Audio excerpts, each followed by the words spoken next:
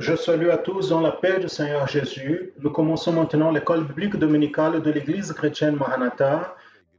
Et dans ces premiers moments, 10 premières minutes, nous allons transmettre exclusivement à travers notre canal YouTube. Vous qui participez maintenant, vous qui assistez, vous qui recevez ce signal à travers notre canal sur YouTube. Et après, à partir de 10h10, nous allons donc entrer en réseau avec toutes les églises chrétiennes Maranatha du Brésil et à l'étranger, avec tous nos temples, où il y a un système de réception du signal via satellite. Donc, nous allons commencer maintenant cette école biblique.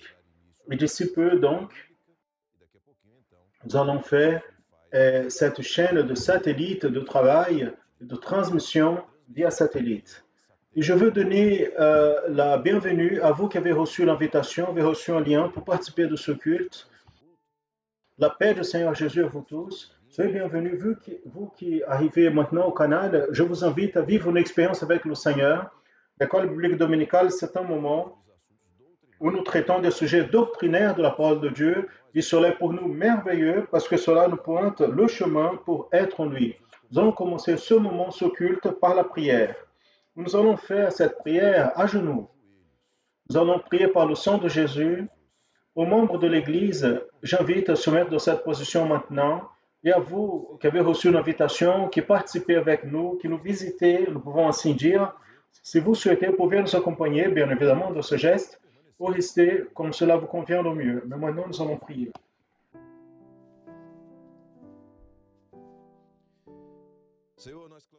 Seigneur, nous prions par le pouvoir qui est dans le sang du Seigneur Jésus, en mettant nos vies devant toi, en demandant, Seigneur, ta bénédiction, en demandant le pardon de nos péchés, l'accès à ta présence. Nous demandons, Seigneur, que tu puisses nous parler en ce moment, que tu nous fasses toucher à ton projet merveilleux. Seigneur, pardonne nos péchés par l'opération de ton Saint-Esprit. C'est la prière que nous faisons au nom du Seigneur Jésus. Amen. Amen. Tous peuvent s'asseoir. Nous allons chanter nos louanges, Seigneur. Nous allons adorer le Seigneur avec nos chants maintenant. Nous allons chercher cette expérience de communion, de ce moment de recherche et d'approfondissement de la communion dans nos cœurs.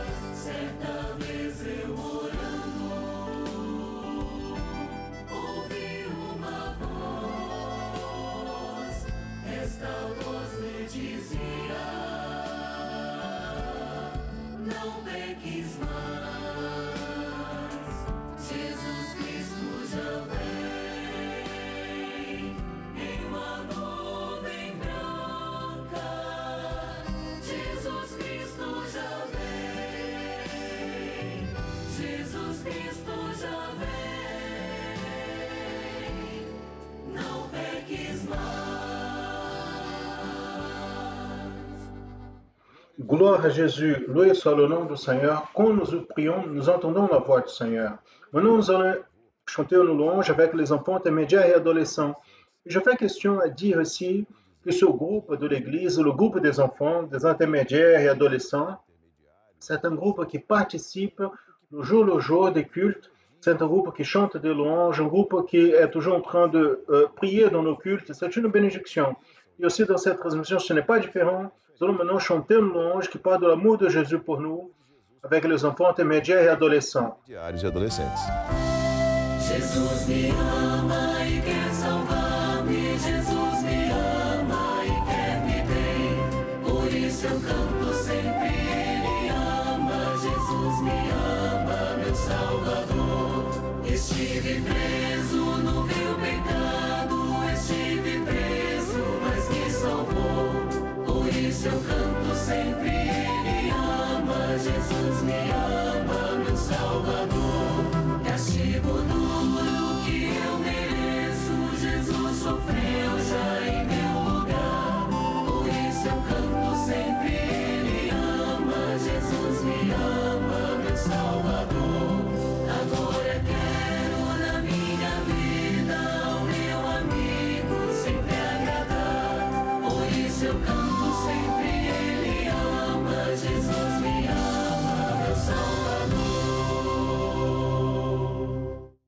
Loué soit le nom du Seigneur.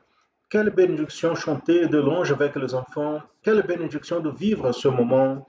La louange des enfants, c'est une louange, on dit toujours ici, qui porte un message très simple, mais au même instant très profond, et cela réjouit notre cœur. À la mesure que nous chantons de louanges, le Saint-Esprit de Dieu occupe la place dans nos vies, dans nos cœurs, nous bénit, et cela est merveilleux. Nous allons continuer en chantant le chant au Seigneur maintenant. Nous chanter un chant qui parle un homme de Dieu, un homme qui a servi le Seigneur de manière très spéciale.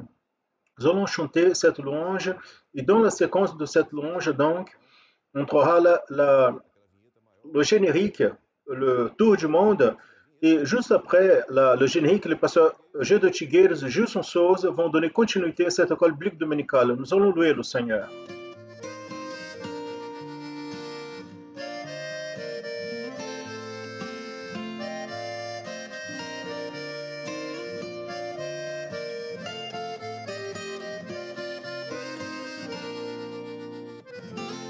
Não fica bem, a gente passa bem, o outro carestia. Ainda mais quando se sabe o que fazer e não se faz. O fruto do amor de Cristo, fruto do seu compromisso, vendeu o homem o que tinha e repartiu. Era o seu nome, Barnabé, natural de Chipre, também chamado de José das Consolações, homem bom e piedoso, cheio de temor e fé, homem de Deus. E quando Saulo converteu-se a Cristo, lhe faltou amigos, alguém que fosse companheiro, fonte de consolo e abrigo. O fruto do amor de Cristo, fruto do seu compromisso, foi o homem procurá-lo, dando-lhe a mão. Era o seu nome, Barnabé, natural de Chipre, também chamado de José das Consolações, homem bom e piedoso, cheio de temor e fé, homem de Deus. E quando a igreja se espalhou por todo o canto que havia, por providência assim por mãos de Deus chegou a Antioquia. Precisando de um pastor de almas, mesmo de um pastor de homens, foram procurar aquele que qualificou. Era o seu nome, Barnabé, natural de Chipre, também chamado de José das Consolações, homem bom e piedoso, cheio de temor e fé, homem de Deus.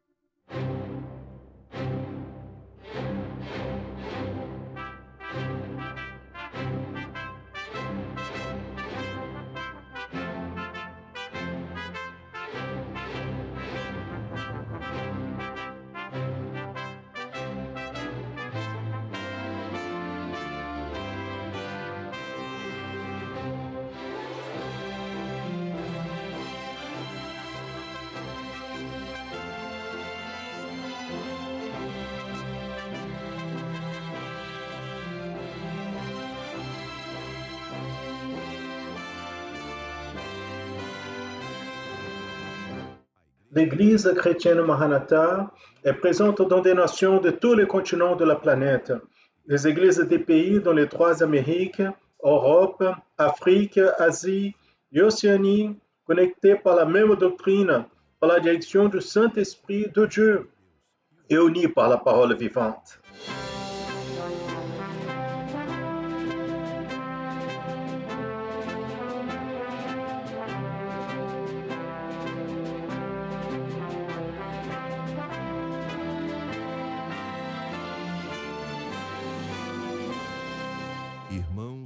Les frères et sœurs de toutes les parties du monde participent d'un même culte, ensemble, dans un même corps, dans un même esprit. À travers le système de transmission, les membres de l'Église chrétienne Maranatha de toute la planète vivent un moment d'unité et de communion, comme l'ont vécu les Hébreux à leur sortie d'Égypte, et les disciples avec le Seigneur Jésus à la veille de sa mort à la croix de Calvaire. Des personnes de toutes les parties du monde sont touchées par l'évangile éternel et par le message du retour imminent du Seigneur Jésus.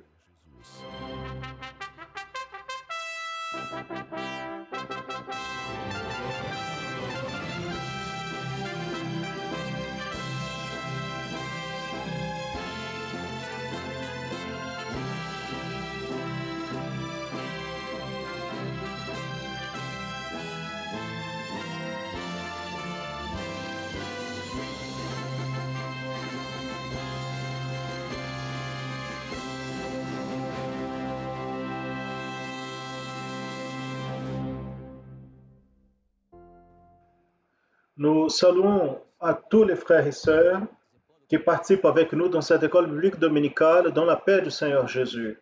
Nous entrons maintenant en réseau avec la transmission faite via satellite pour toutes nos églises qui ont leur culte en présentiel. Et nous les saluons, nos frères et sœurs dans les églises, dans la paix du Seigneur Jésus.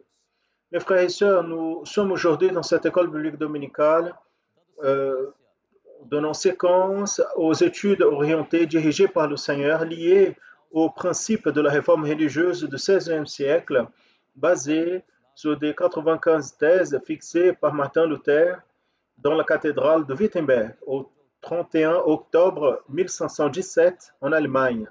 Aujourd'hui, nous sommes ici en train d'aborder encore un des principes, après avoir étudié d'abord le principe lié au sacerdoce universel du chrétien. Et ensuite, nous avons abordé dans l'école biblique précédente à propos du Seigneur Jésus comme le seul médiateur entre Dieu et les hommes. Et maintenant, nous avons parlé sur le salut par la grâce du Seigneur Jésus. Aujourd'hui, nous aborderons le sujet lié au Seigneur Jésus comme le seul médiateur entre Dieu et les hommes.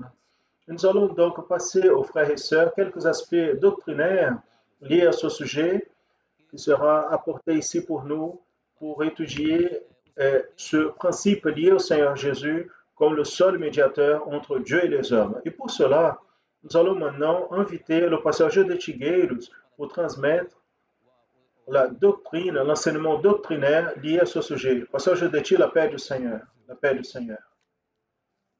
Mes frères, nous sommes aujourd'hui en train d'étudier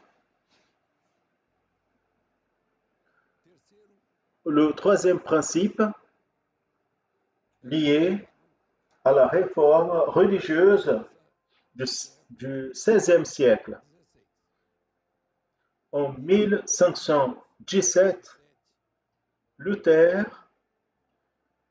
a accroché, a cloué 95 thèses à la porte de la cathédrale de laquelle il était parochien.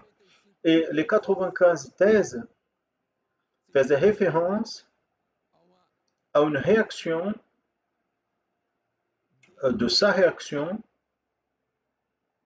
par rapport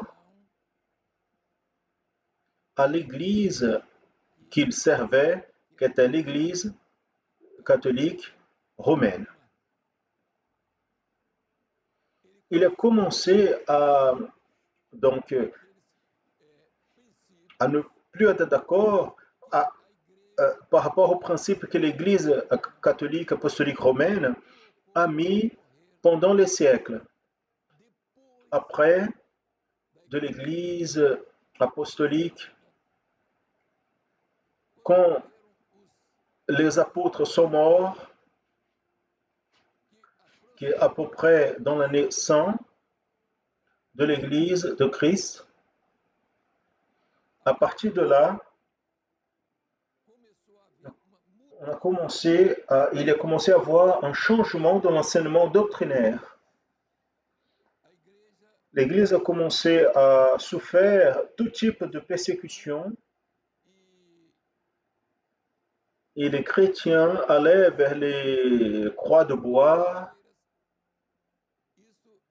Cela, je veux dire, je vais revenir en arrière.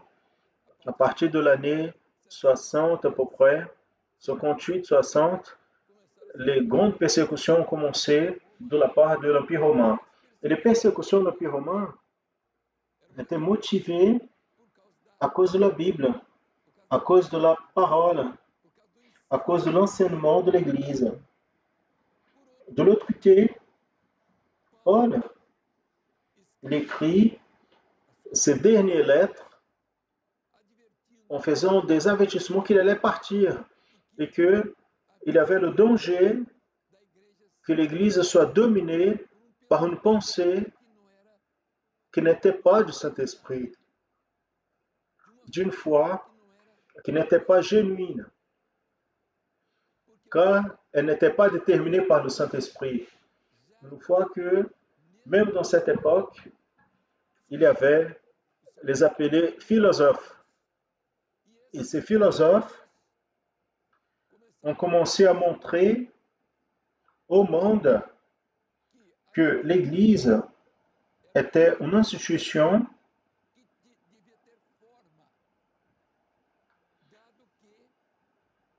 où les premiers chrétiens n'étaient pas identifiés avec une religion.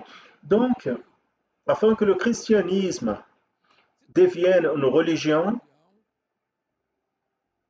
les philosophes, ceux qui sont entrés dans l'Église en pensant que le christianisme était une philosophie et ce n'était pas une, il devrait avoir un nom. Donc, les Juifs avaient leur nom. Le peuple, les Romains, avaient leur religion. Tous avaient une religion. Le christianisme n'était pas défini. Donc, ils avaient besoin de définir le christianisme. Et la façon dont le christianisme a commencé à être défini a été à travers un groupe d'hommes qui sont entrés pour la vie de l'Église, mais ont commencé à perdre les expériences personnelles du Saint-Esprit, de la relation avec le Saint-Esprit. Et la doctrine apostolique avait leur base, sa science, elle avait changé. L'Ancien Testament, le salut, c'était à travers la loi. Donc ne faites pas ceci, ne faites pas cela, garde un jour. Donc il y avait ces principes religieux. L'Église n'avait pas ces principes religieux. Les personnes avaient une expérience avec le Saint-Esprit qui confessaient l'expérience qu'ils avaient avec le Saint-Esprit. Cela a été une transmission apostolique. Mais quand les apôtres sortent, un autre groupe arrive et commence à définir un christianisme sur l'aspect philosophique, théologique. Donc, il commence les discussions philosophiques et théologiques. À partir de là, donc s'est accumulé une certaine lutte et difficulté à l'intérieur de l'Église. En plus de cela, les grandes persécutions de l'Empire romain. Donc l'Église, elle cherchait à s'adapter en changeant le sens du christianisme. Quand Constantin arrive,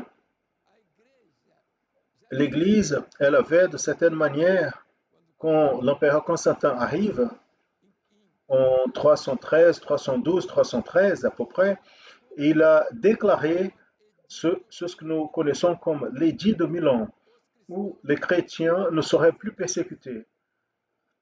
Maintenant, l'Empire romain il allait avoir une religion officielle qui était le christianisme.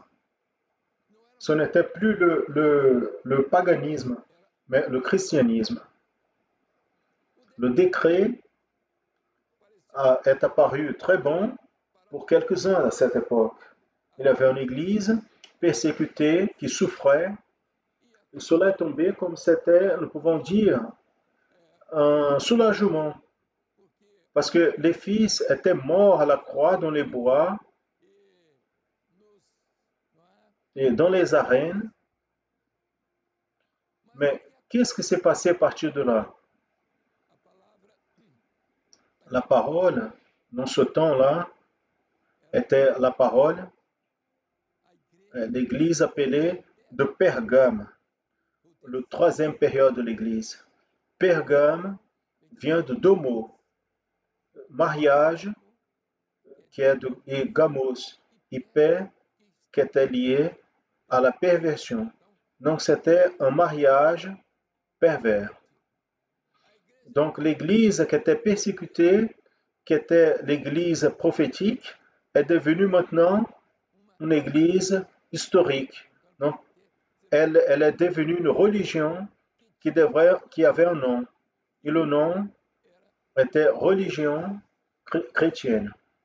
À partir de là, et avant, naturellement, avec l'entrée de ce que Paul disait, des principes philosophiques, et, ils n'ont pas laissé pendant que l'Église était en train de mourir dans les croix, dans les feux de bois, les fidèles apparaissaient, les fidèles disparaissaient, mais de l'autre côté arrivaient certains qui apportaient de nouveautés pour l'Église. Et les nouveautés se sont rajoutées quand Constantin a ouvert vers le christianisme.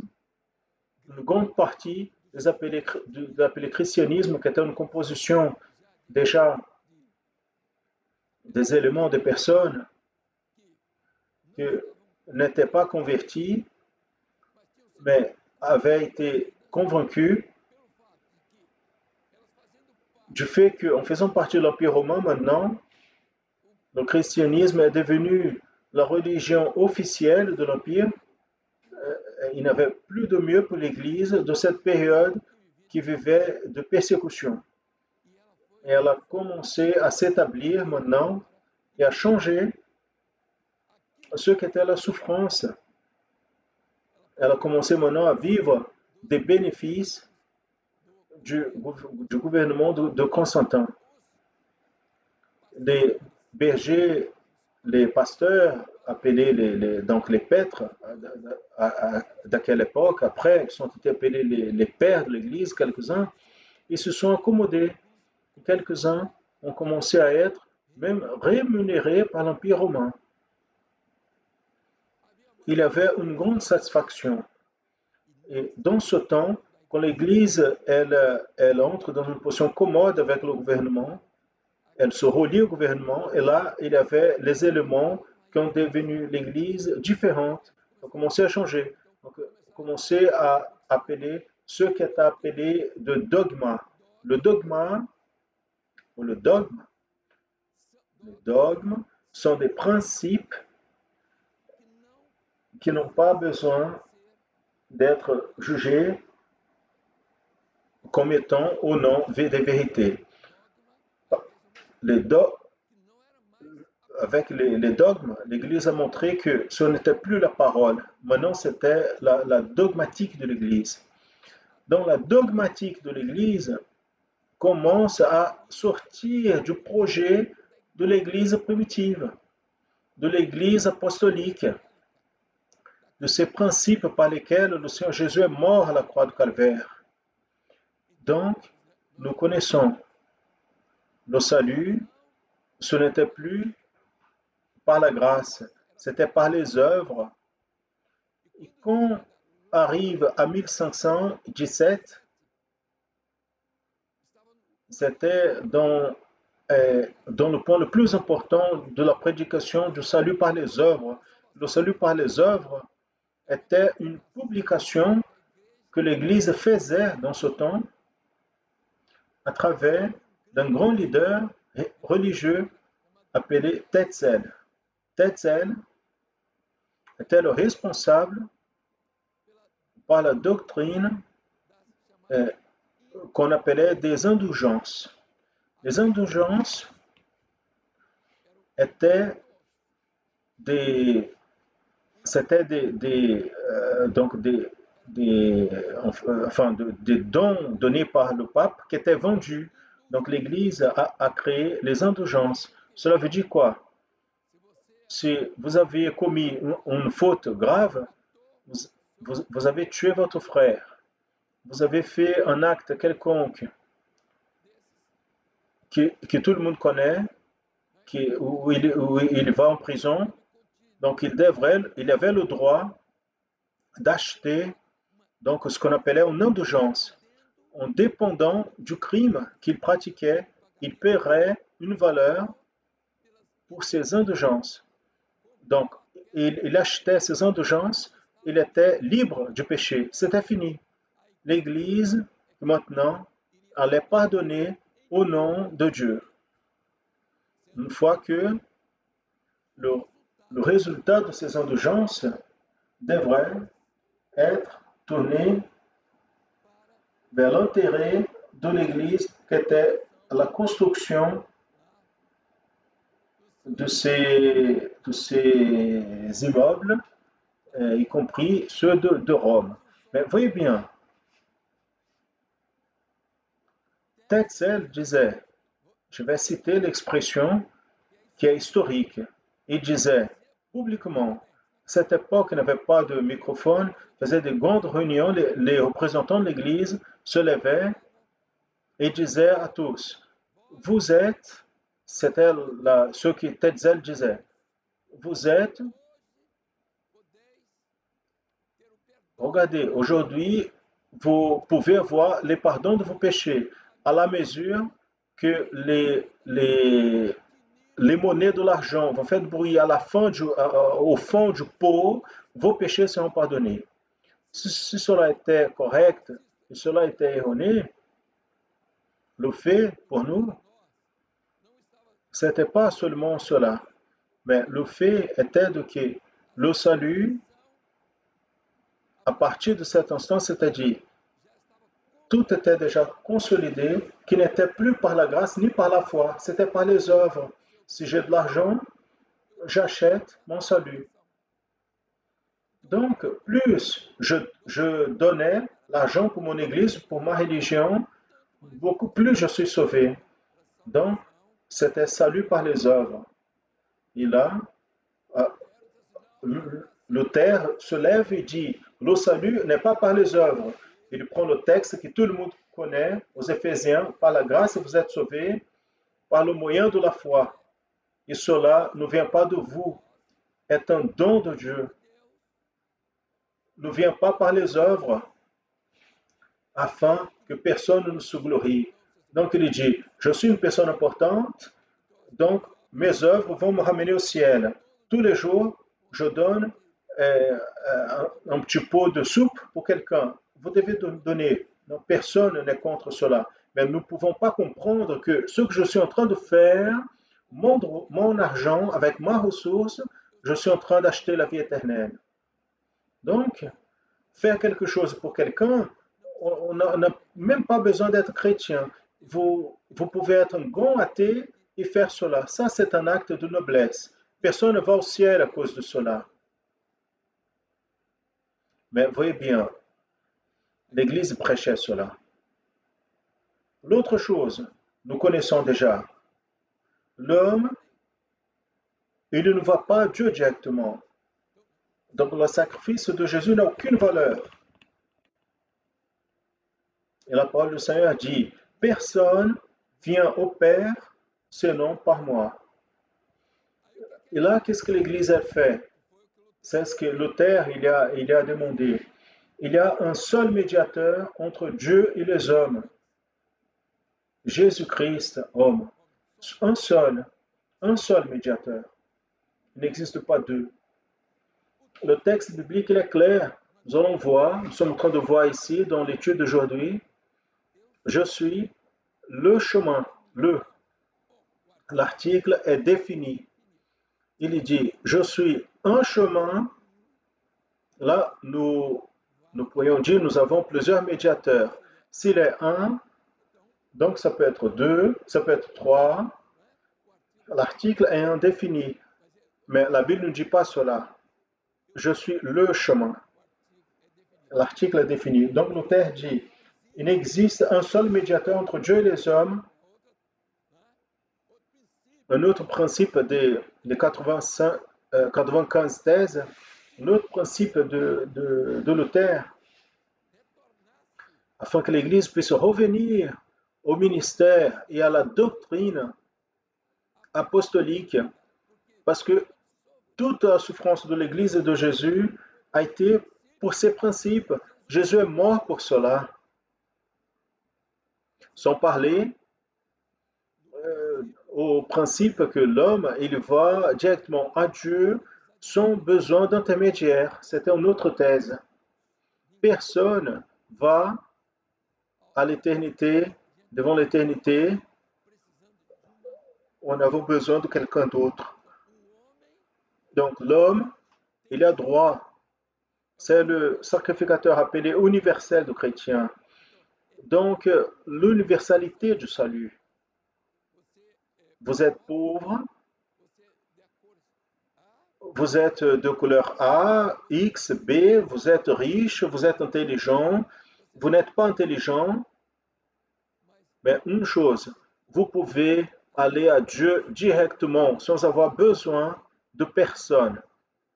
C'est le sacerdoce universel du chrétien. Vous pouvez entrer dans la présence du Seigneur et à la mesure que vous voulez.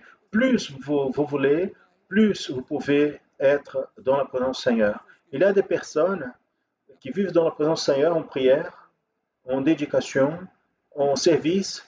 D'autres, Dieu pour eux, c'est une chose que sert de temps en temps, mais aux serviteurs fidèles, non. Il y a une intimité avec Dieu, avec les dons spirituels, baptême du Saint-Esprit, la bénédiction du Seigneur dans sa vie, la présence de la communion, sa liaison avec le Seigneur. Mes frères, tout cela a été enlevé de la vie de l'Église à cette époque-là. Aujourd'hui, le sujet que nous avons ici, il est très bien clair. Il dit sur la médiation. Donc, il n'y a qu'un seul médiateur entre Dieu et les hommes. Je suis le chemin, la vérité et la vie. Et l'autre question dit, c'est quoi être médiateur? Donc, vous allez à Dieu à travers un intermédiaire qui est unique, Jésus. Non, je vais à travers l'oncle de Jésus. Vous pouvez aller, tout va bien, mais vous n'allez pas y arriver. Non, le frère, je vais à travers le frère de Jésus. Jésus avait des frères. Jacques, le frère de Jésus, il était missionnaire. Jésus avait d'autres frères. Non, ça serait très facile. Non, c'est comment le nom, le frère de Jésus. Frère de Jésus, je veux aller à Dieu à travers toi. Tu vas demander à Jésus, son frère, ton frère, pour laisser que je parle à Dieu. Non, cela n'existe pas. Ou tu vas directement à Dieu, ou tu inventes une chose pour aller. Cela s'appelle un dogme. Ce sont des inventions qui ne sont pas dans la Bible. Quand Luther il fait la réforme, c'est pas Luther. Nous ne sommes pas en train de croire en Luther ici. Notre Église, c'est pas luthérienne. Nous ne sommes pas préoccupés avec Luther, s'il s'est marié ou s'il n'a pas marié, qu'est-ce qu'il a fait. Notre préoccupation, c'est ce que nous voyons, c'est ce qu'il est apporté à la surface, parce que la parole était cachée. Vous vous rappelez le trésor qui était caché dans le champ? Vous vous rappelez quand il découvre le trésor, qu'est-ce qu'il y avait à l'intérieur du trésor qui était la perle de bon prix qu'est Jésus? Voici une histoire prophétique de l'Église. Mes frères, quand on entre dans ces sujets, nous commençons à vivre, nous sommes en train de voir les chrétiens ici, nos frères, la joie qu'ils ont quand ils étudient la parole. Quelques-uns qui avaient des difficultés ne sont pas en train de comprendre. Vous allez au pied du Seigneur, le Seigneur va vous montrer. Cette parole aujourd'hui est nécessaire pour votre vie. Vous avez besoin de comprendre qu'il existe de vie dans cette parole. Voyez bien, mes frères, Je ne vais pas m'allonger ici parce qu'il y a une autre question que je trouve très intéressante de répondre. Pasteur Juste, naturellement, va renforcer cela. Avec la dernière question, il dit, quelle est la différence entre Jésus comme le seul médiateur et le sacerdoce universel des chrétiens? Quelle est la différence? Jésus, comme seul médiateur, il est entré, lui, dans le sanctuaire de Dieu avec son propre sang. Quand le voile du temple s'est déchiré, c'est à travers son sang. Il est entré dans le Saint des Saints par son sang. Lui, avec son propre sang. Et l'autre réponse se trouve en quoi? Le chrétien maintenant, avec le sacerdoce universel chrétien, le chrétien, il va dans le lieu très saint par le sang de Jésus. Jésus est entré dans le Saint de Saints avec son propre sang. Vous avez compris? Donc il est mort à la croix de Calvaire. Nous, non. Nous allons par son sang. Donc c'est pour cela que la doctrine du sang est fondamentale à cette heure-ci. Nous allons entrer que par le Saint-Esprit, par l'Esprit de Jésus, pour cette foi, pour ce sang puissant. C'est là que l'adversaire ne veut pas. Il veut enlever de votre vie cela. S'il enlève cela de votre vie, il vous a enlevé votre vie. Il vous a enlevé la vie éternelle de votre cœur. Bien-aimés, nous allons nous arrêter ici et dire une chose. Nous ne sommes pas en train de commémorer la réforme, nous ne sommes pas en train de commémorer Luther, nous sommes en train de renouveler les principes de la réforme religieuse, ce qui a été déjà l'Église primitive. Donc, comme nous sommes en train de voir cela, nous sommes à l'intérieur de la doctrine appelée apostolique. Et à partir de là, c'est que l'Église, elle a changé et les principes des protestantisme est en train de changer aussi.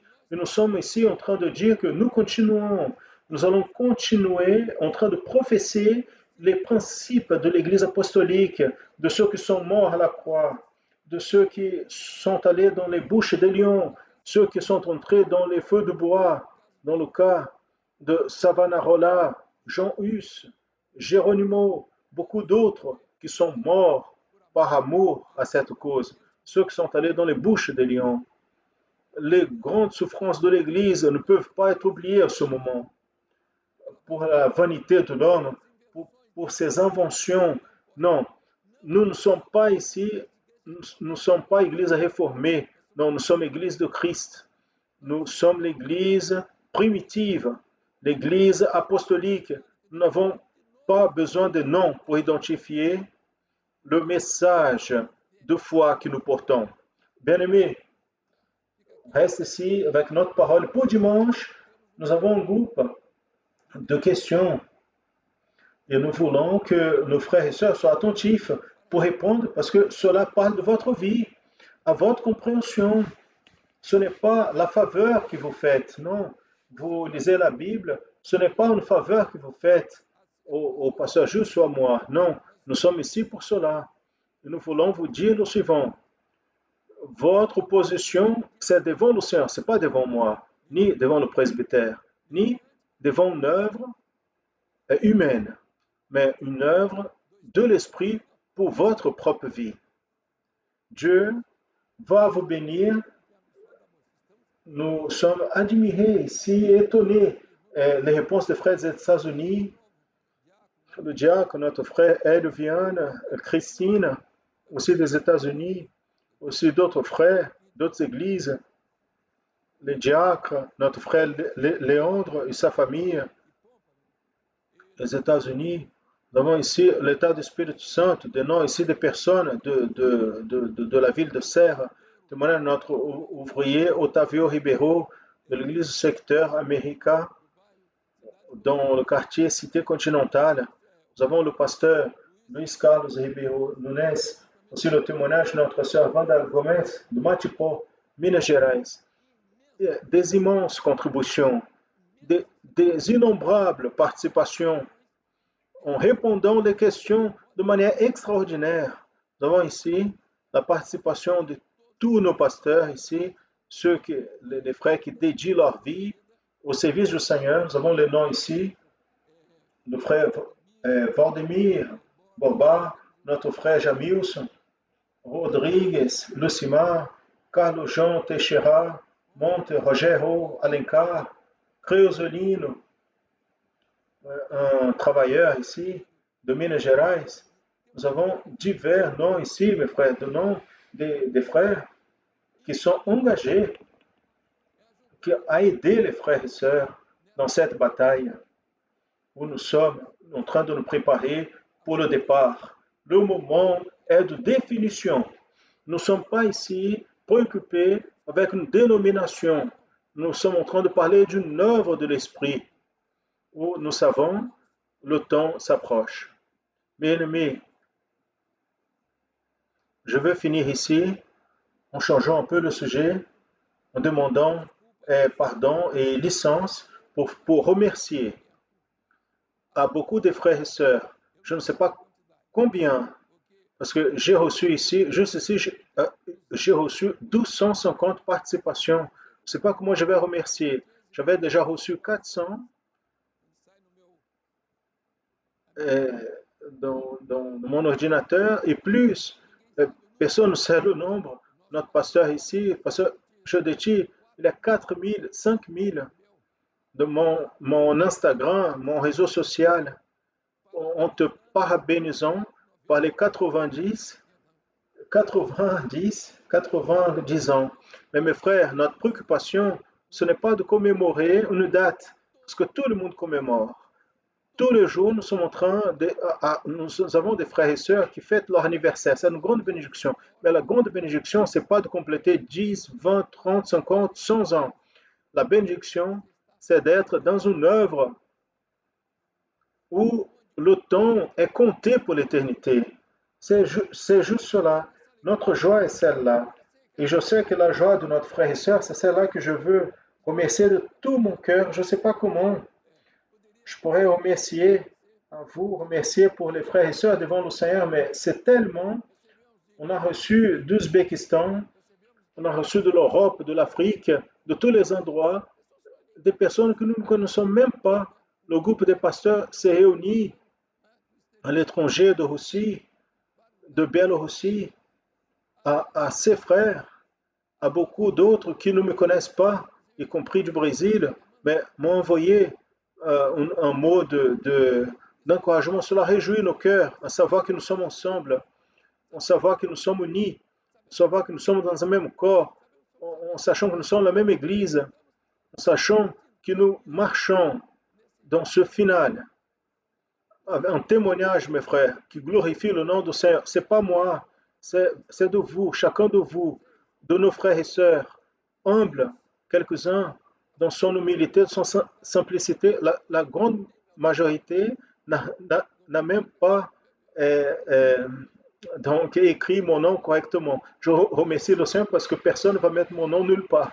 Mais une chose, j'ai la certitude, c'est que Jésus, le Seigneur Jésus, va récompenser nos frères et sœurs par l'amour, la dédication des enfants petits, des bébés qui prient pour moi, qui envoient des vidéos. J'ai jamais vu ça dans ma vie. Donc aujourd'hui, je suis un homme béni par votre vie, pour ceux qui ont envoyé, et même ceux qui n'ont pas envoyé, parce que ça n'a pas été possible, même pas tous savaient. C'est pas une grande chose, n'est-ce pas? 90 ans, tout le monde fait par là. Mais ce qui est important, c'est que nous sommes ensemble, nous sommes unis, nous sommes de la même âge. J'ai une grande amie à Bahia, elle doit avoir 20 ans. À chaque fois qu'elle vient, elle dit, nous sommes de la même âge, n'est-ce pas? Je dis oui. Mon ami de Brasilia, ma bien-aimée Elsa, Jean-Baptiste de Belo Horizonte, 10 ans d'âge. Ma plus grande fan, j'allais apporter ici sa photographie. Heureusement, dommage qu'elle a 6 ans, sans les dents de devant, un sourire le plus parfait que j'ai vu dans ma vie, sans dents. Elle change ses dents, mais elle est belle. On a ce peuple qui est avec nous et cela nous réjouit chaque jour. Merci beaucoup pour tout ce que vous faites, mais principalement pour la prière, pour le soin, pour le zèle, pour l'encouragement, parce que ici nous sommes en remerciant à Dieu pour vos prières. Le pasteur maintenant, pasteur Gilles, a la parole pour donner la séquence à notre école biblique dominicale. La paix du Seigneur. Amen, mes frères. Gloire à Dieu. Nous allons maintenant passer à quelques réponses qui ont été envoyées par nos frères à travers les vidéos. Nous allons donc à notre première réponse qui parle 2.5.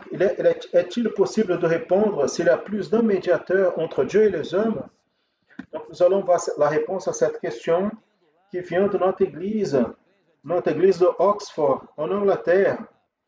Il s'agit de deux frères, nous, qui est Maria, elle appartient à la classe adolescente, et aussi avec elle, il y a Samuel qui appartient aux classes d'intermédiaires.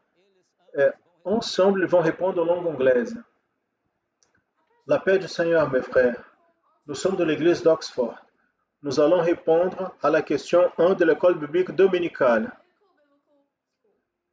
Quand nous lisons le texte 1 Timothée 2.5, pourquoi il y a un seul Dieu et un seul médiateur entre Dieu et les hommes, Jésus-Christ? Et est-il possible de répondre s'il y a plus d'un médiateur entre Dieu et les hommes? Non, parce qu'il y a un seul médiateur, Jésus-Christ. Et maintenant, je vais lire Jean 14, 6. Jésus leur a répondu, « Je suis le chemin, la vérité et la vie. Personne ne vient au Père sinon par moi. » La paix du Seigneur. Amen. La paix du Seigneur. Passons à notre deuxième question, qui est la suivante. Qu'est-ce que c'est un médiateur? Et dans notre deuxième question, il demande pour citer un autre texte qui confirme sa réponse, votre réponse sur c'est quoi un médiateur? Cette réponse viendra de Mato Grosso, État de Mato Grosso, notre église à Rondonópolis. Celui qui va répondre, c'est un enfant de la classe d'enfants. Jonathan va donner la réponse. La paix du Seigneur, mes frères.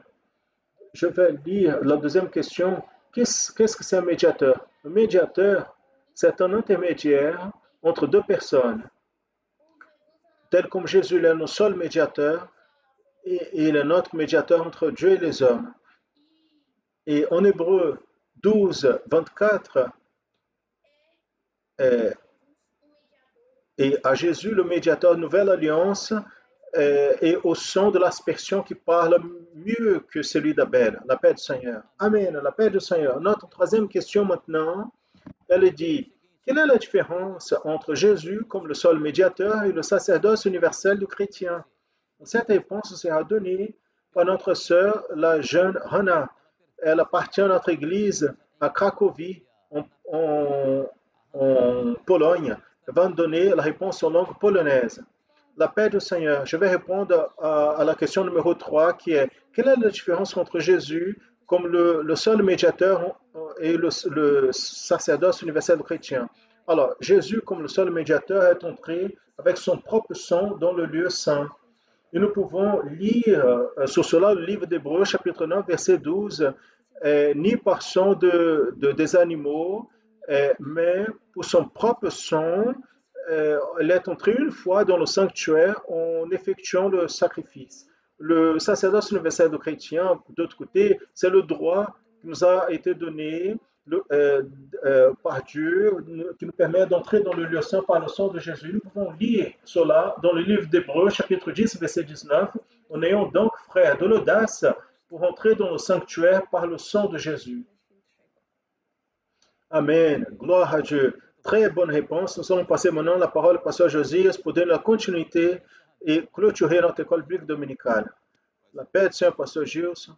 Amen, mes frères. Donc, nous passons à la question, la prochaine école biblique dominicale, que nous allons déjà présenter aux frères ici, afin qu'ils tous puissent, à partir de ce moment, chercher le Seigneur et réunir avec les groupes pour répondre aux questions. Très bien, le sujet que nous traitons, que vous voyez, c'est le libre examen des Écritures et un des principes de la réforme religieuse du XVIe siècle, 1517. Nous allons à l'énoncé. Nous étudions les 4 principes de la réforme religieuse du XVIe siècle. À partir de cette information, répondez aux questions à suivre. Question 1.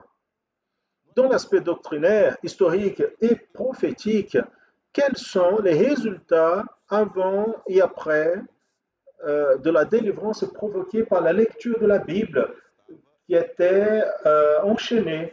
Rajoutez 3 aspects relatifs à avant et 3 relatifs au après. Donc ça, c'est la première question. Passons à la deuxième. Vous vous rappelez d'une parabole du chapitre 13 de Matthieu? Donc, vous vous rappelez que nous avons étudié les paraboles du royaume, chapitre 13. Vous vous rappelez de ces paraboles qui fait référence au trésor caché dans le champ? Ah, cette question, c'est pour tous. Quelle est la parabole et prophétiquement, qu'est-ce qui était caché dans le trésor? B. Citer une autre parabole qui fait référence à quelque chose donc, qui a de la valeur, qui a été trouvé. Donc, passons à la question 3. Maintenant, pour les parents et enfants. Les parents vont travailler avec leurs enfants. 3. Sur la valeur de la parole, complétez. Donc, trois points ici pour travailler avec les enfants. Mes paroles sont. Vous allez lire avec l'enfant l'évangile de Jean, chapitre 6, verset 63. Et vous allez compléter la phrase. Voilà. Donc, la séquence qui viendra après cette expression biblique. B. En hébreu 4.12. Pourquoi la parole de Dieu est? Et là, vous allez compléter la lacune avec l'enfant. Cette continuation se trouve en hébreu 4.12. Ici, j'ai caché ta parole, Hitsens, vous allez compléter avec le psaume 119, verset 11. Cela va faire en sorte que les enfants comprennent qu'est-ce que c'est la parole de Dieu et la valeur biblique de la parole de Dieu. Question numéro 4. Maintenant, pour ouvriers, diacres et professeurs des enfants, des jeunes, des adolescents, intermédiaires aussi, il ne faut pas oublier cette classe. 4. Expliquer les affirmations bibliques. Et là, nous avons 4 affirmations. La parole est épée à double tranchant. L'affirmation biblique se trouve en hébreu 4.12. B. Elle est vivante et efficace. B. La parole est vivante et efficace. Hébreu 4.12. Lettre C. Elle n'est pas d'interprétation particulière. 1 Pierre chapitre 1er verset 20. Lettre D. J'ai caché ta parole dans mon cœur. Psaume 119, 11. Donc vous allez expliquer ces affirmations bibliques dans le sens de comprendre la valeur de la parole, dans le sens prophétique de ce que le Seigneur va diriger chacun de nous. Encore pour ouvrier, diacre et professeur, la question 5. Pourquoi dans le texte d'Apocalypse chapitre 22, versets 18 et 19, il y a une référence à la parole de la prophétie de ce livre? Donc vous allez expliquer cette expression, pourquoi elle est écrite dans la parole. La parole nous apporte dans cette référence d'Apocalypse 22, 18 et 19. Passons à la prochaine question. Maintenant, pour les universitaires et pré-universitaires, comme résultat du séminaire merveilleux que nous avons eu, donc l'implication des jeunes, le travail des jeunes, il est un protagoniste dans cette œuvre, dans la réalisation de l'œuvre. La parole dit que les jeunes, vous êtes forts. Donc, la question pour les jeunes, il y a un énoncé ici. Les 95 thèses qui ont provoqué la réforme religieuse du XVIe siècle, 1517, 4 principes disaient, concernant la doctrine apostolique, ont été abandonnés par l'Église romaine. Les 4 principes concernent 1. Le salut par la grâce. 2. Jésus comme le seul médiateur. 3. Le sacerdoce universel du chrétien. Et 4. Le libre examen des Écritures. Nous allons donc aux questions. Dans la séquence, les 2 questions. 6. Dans le libre examen des Écritures, en plus de la doctrine, quelle a été la répercussion politique, sociale et culturelle que ce principe a provoqué dans le monde de cette époque? Donc vous allez voir que dans l'histoire, l'application, ce qui est prophétique dans la parole, vous allez étudier cela et va faire l'association de choses. 7. Citer 2 changements, une en Europe et l'autre dans tout le monde, du résultat de ce principe de livre-examen des Écritures. Très bien. Donc ça sont les questions pour la prochaine école biblique dominicale. Nous allons finir maintenant cette transmission via satellite Les pasteurs vont prier pour les enfants dans les églises, vont conclure le culte, les pasteurs voyez, ceux qui sont devant les églises. Nous allons donc défaire le réseau via satellite avec les églises. Nous allons continuer maintenant à travers notre canal YouTube. Et à la fin de la transmission par YouTube, nous allons prier pour les enfants, intermédiaires et adolescents, professeurs, ceux qui accompagnent par YouTube. Nous saluons les frères et sœurs qui sont dans les églises dans la paix du Seigneur Jésus. Maintenant, nous suivons ici par le canal de l'église sur YouTube, le canal de l'église chrétienne Mahanta sur YouTube, avec les frères qui sont à la maison, intermédiaires et adolescents, avec les études qui sont préparées pour les enfants, l'étude dans l'aspect doctrinaire et aussi l'étude d'instruments de musique. Nous allons assister les études et à la fin, nous revenons pour finir cette période. Nous saluons les enfants intermédiaires et adolescents dans la paix du Seigneur. La thématique de notre étude porte sur Jésus est la porte. Nous allons lire ce que dit la parole du Seigneur dans le livre d'Exode, chapitre 27, verset 16. Et la porte, à la porte donc, de la cour, il y aura un rideau de 20 coudées. Ce texte parle de la porte du tabernacle. Il est très important de savoir que Jésus il est présent dans toute la Bible, de la Genèse à l'Apocalypse. Il est présent à l'Ancien et Nouveau Testament. Aujourd'hui, nous allons voir que nous retrouvons le Seigneur Jésus révélé dans la figure du tabernacle comme la porte d'accès à Dieu. Comme Dieu il a délivré son peuple de l'esclavage de l'Égypte et il leur a délivré afin qu'ils puissent l'adorer et servir comme un seul Dieu. Et pendant leur marche dans le désert, le Seigneur a orienté qu'on construise un tabernacle, un sanctuaire de sacrifice et adoration à Dieu où il allait manifester sa gloire. Et le désir du Seigneur a toujours été d'habiter au milieu de son peuple. Pour cela, il a orienté que les tentes, qui étaient les maisons du peuple d'Israël, soient montées autour du tabernacle, comme montré dans cette illustration. Le tabernacle, le centre, et tout autour, les tentes du peuple montaient autour. Le tabernacle, elle était entourée par un rideau de lin. Donc, il y avait une seule porte d'accès à l'intérieur du tabernacle. Donc, comme vous voyez ici, celle-là était la porte d'accès, donc comme il est montré dans la figure. Et à l'intérieur, dans un local montré sans dessin, était l'arche de l'alliance qui représentait la présence de Dieu. Il y a un enseignement précieux pour nous. Seulement Jésus peut nous donner accès à la présence de Dieu. Jésus, c'est le seul sauveur, la seule entrée que nous avons pour le ciel. Il est la porte qui est ouverte pour notre salut.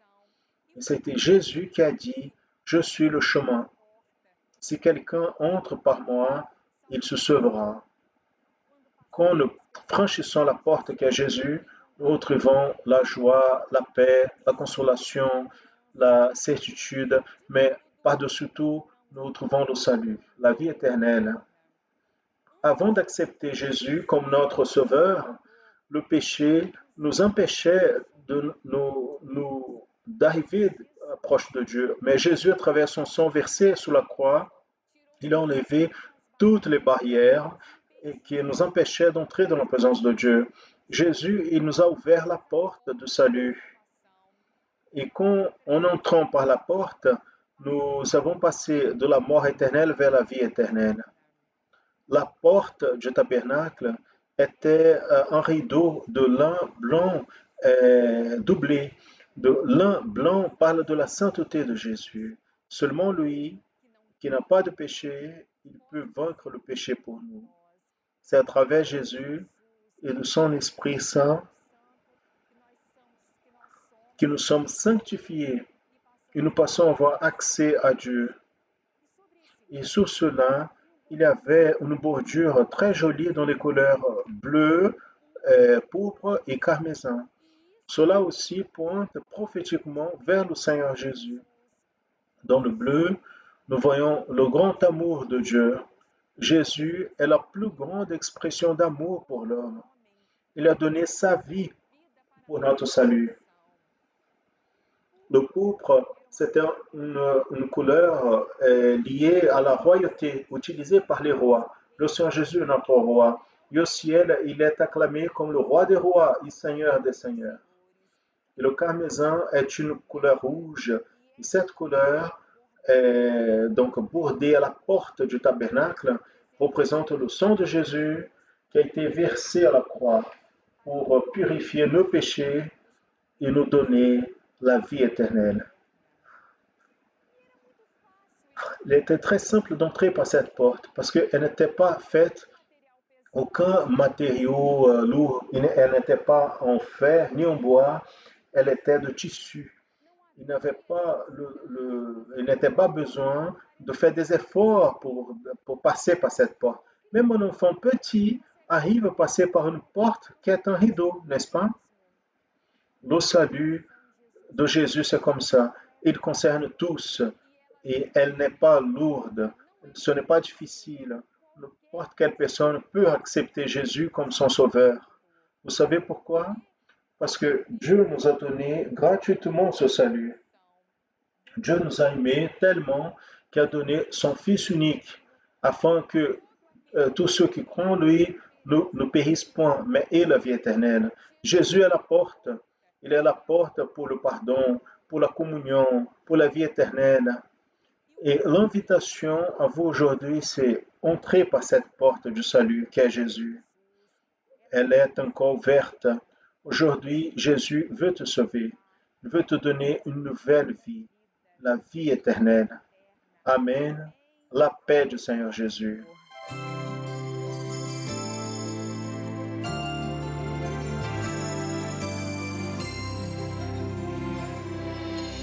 Dá-me um coração cheio do teu amor, que sempre reconheça a tua bondade, ó meu Senhor.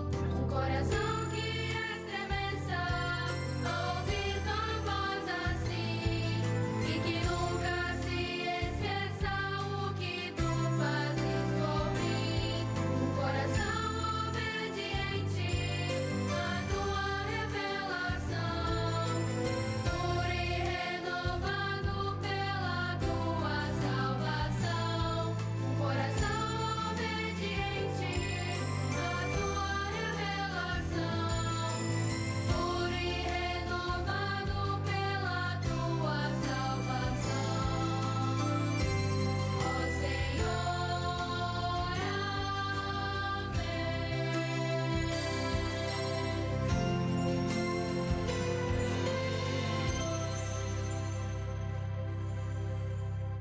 La paix du Seigneur, mes frères, la paix du Seigneur, les enfants, adolescents.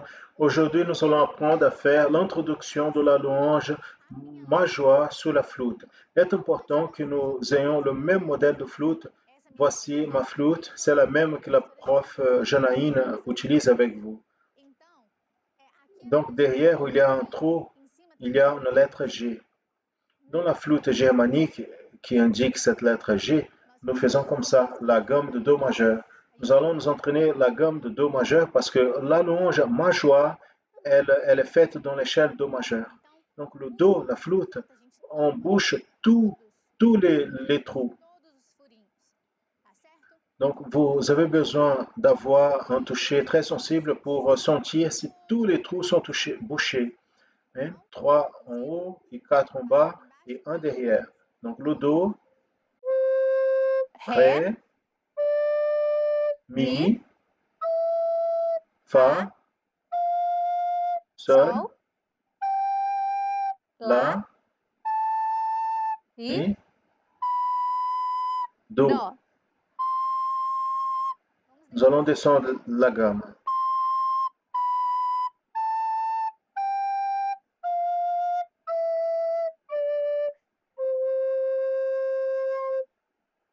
Donc, voici le moment de l'étude où vous avez besoin d'entraîner la gamme. Vous pouvez refaire plusieurs fois en montant et en descendant. C'est important que votre doigt soit couché en bouchant tous les trous. Ici, au niveau de la bouche, nous mettons la lèvre inférieure en bas et par-dessus la dent. Hein? Nous allons faire, on a soufflé tu, Ó, tu. todas as notas que a gente Toutes les notes qu'on fait, on souffle tu. On va faire la lecture relative. C'est important qu'avant de jouer ici la flûte, on fasse un solfège. Un solfège, c'est chanter le nom des notes. Allons-y. 2, 3, 4. Sol, do, sol, lá, fá, sol, fá, mi, ré. Do, sol, lá, sol, fá, mi, ré, dó. Maintenant, nous allons faire cette mélodie dans notre flûte. En commençant la phrase violette. Allons avec moi, on va compter jusqu'à 4. 1, 2, 3, 4.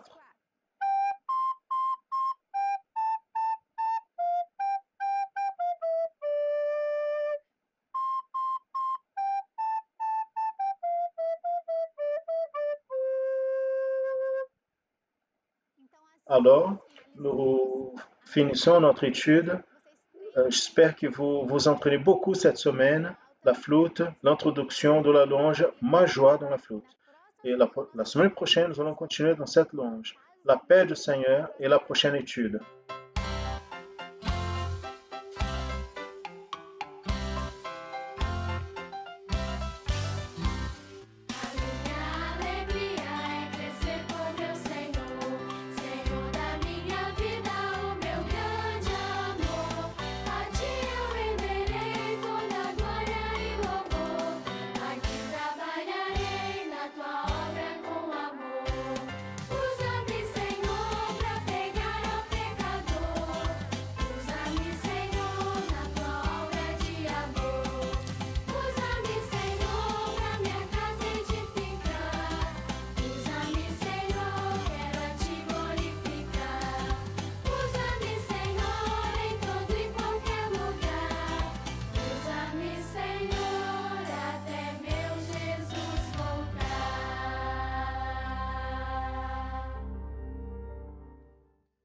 Gloire à Jésus.